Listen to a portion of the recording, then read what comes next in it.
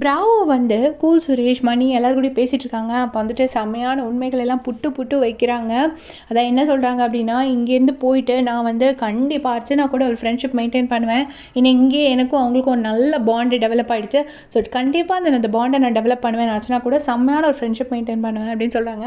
அதுக்கு வந்துட்டு கூல் சுரேஷ் சொல்கிறாரு, அதெல்லாம் அந்த பொண்ணு வெளியே போயெல்லாம் பேசாதுப்பா, அது இங்கேயே பெருசாக பேசலை, வெளியே போய் எங்கே பேச போகுது அப்படின்னோடனே, இல்லை அர்ச்சனா என் கூட பேசுவாங்க, நான் கண்டிப்பாக என் ஹார்ட் சொல்கிறது தான் கேட்பேன், கண்டிப்பாக அவங்க கூட பேசுவேன் அப்படின்னு சொல்கிறாங்க.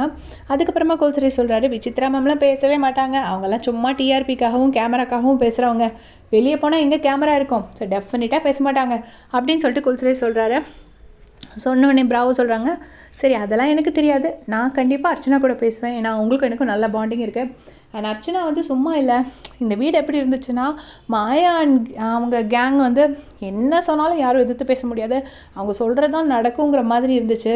ஸோ அந்த மாதிரி ஒரு டைமில் அதை அடித்து உடைக்கிற மாதிரி பிரதீப் ஆண்டனி எவிக்ஷனுக்கு அப்புறம் அர்ச்சனா வந்து இவங்க எல்லாரையும் ஒரே ஆளாக ஓட விட்டாங்க. ஸோ அவங்க செம்மையாக அவங்களுக்கு எதிர்த்து நின்று ஃபைட் பண்ணாங்க. அது வந்து அவ்வளோ ஒரு சாதாரண விஷயம் கிடையாது. ஏன்னா அவுட் ஆஃப் சிலபஸ்லேருந்து அர்ச்சனா அவங்க உள்ளே வந்தாங்க. ஸோ அந்த மாதிரி ஒரு ஃபைட்டு கொடுத்ததுனால தான் அர்ச்சனாக்கு இன்றைக்கி இவ்வளோ லவ், இவ்வளோ அஃபெக்ஷன், எல்லாருமே அர்ச்சனா மேலே அவ்வளோ இதாக இருக்காங்க. ஸோ டெஃபினட்டாக அந்த குணம் எனக்கு ரொம்ப பிடிச்சிருந்தது. நான் டெஃபினட்டாக அர்ச்சனா கூட நல்ல ரிலேஷன்ஷிப் மெயின்டைன் பண்ணுவேன் அப்படின்னு சொல்லிட்டு பிராவோ சொல்கிறாரு.